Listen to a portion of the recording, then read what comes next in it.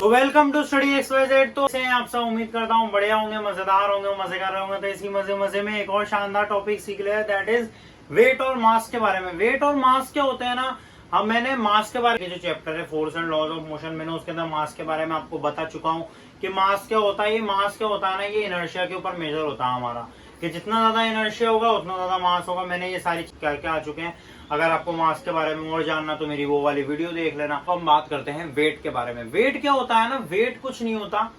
अपन बोलते हैं वेट होता है हमारा वजन, है ना, ये चीज भी होती है, लेकिन पर जो हमारा वेट होता है ना, ये वेट एक तरीके का फोर्स होता है ना, ये फोर्स ही होता है। हम देखो कैसे, अब देखो हमको मालूम है कि जो हमारी अर्थ रहती है वो क्या करती है, अट्रैक्ट करती है किसी भी ऑब्जेक्ट को विद अ फोर्स, है ना, किसी फोर्स से अट्रैक्ट करती है।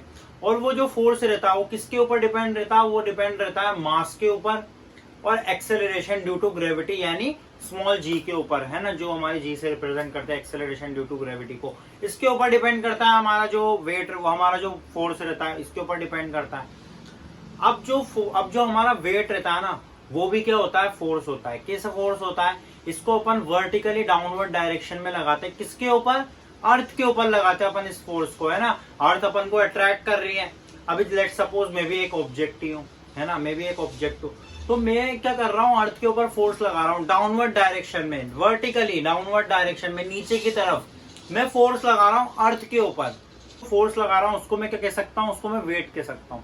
तो अपन बोर्ड पे आते हैं, क्या होता है ना, अपना वेट होता है the force is known as the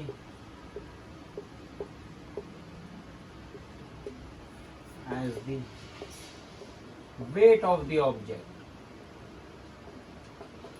Weight of the object, है ना। The force of attraction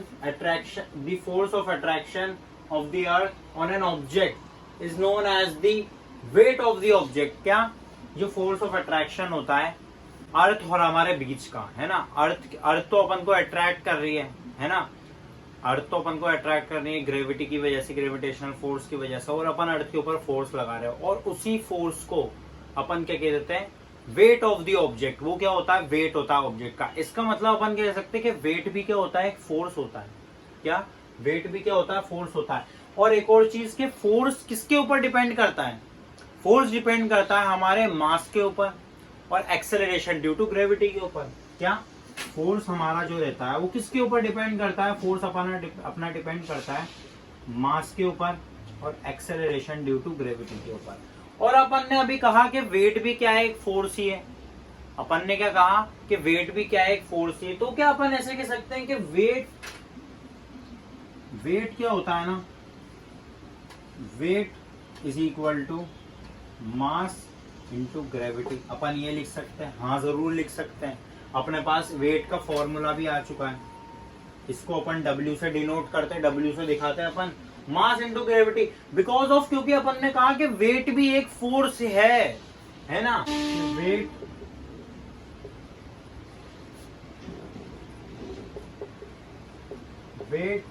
is a force, weight is a force acting, weight is a force acting on vertically downward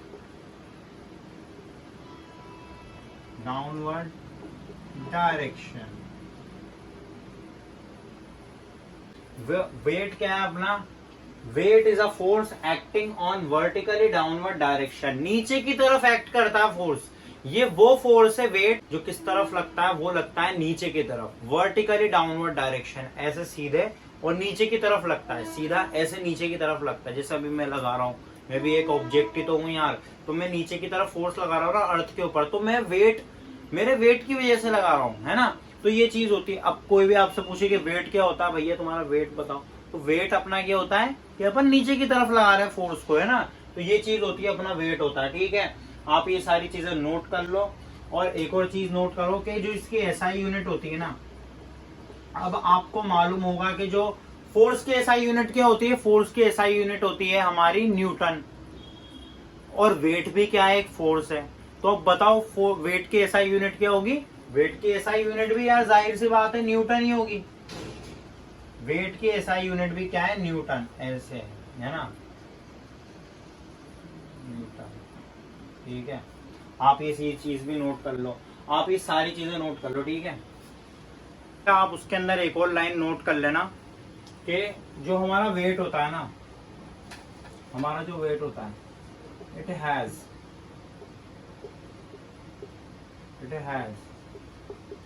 both magnitude and direction. इसके अंदर क्या होती है, magnitude plus direction दोनों चीज होती है, और जिसके अंदर मैग्नीट्यूड प्लस डायरेक्शन होती है वो क्या होता है, वेक्टर क्वांटिटी होती है। ये आपको मालूम है अच्छे से, बहुत अच्छे से मालूम है। सो वेट इज अ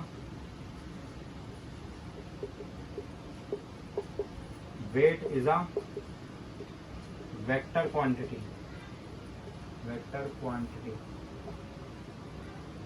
तो करना है कि हमें हमारा वेट कैलकुलेट करना है कहां पर, मून के ऊपर। अगर लेट सपोज अपन मून के ऊपर जाते तो अपना वेट क्या होगा उस टाइम पे, तो अपन को वेट कैलकुलेट करना। तो किस तरीके से करेंगे अपन, देखो अब अपन ने ग्रेविटेशनल फोर्स का फॉर्मूला क्या पढ़ा था, अपन ने ग्रेविटेशनल फोर्स का फॉर्मूला अपन ने पढ़ा था, force is equal to G m1 into m2 by D square. अपन ने फॉर्मूला पढ़ा था, इसको अपन लिख देते हैं आर स्क्वायर। ठीक है, डी स्क्वायर को अपन लिख देते हैं आर स्क्वायर।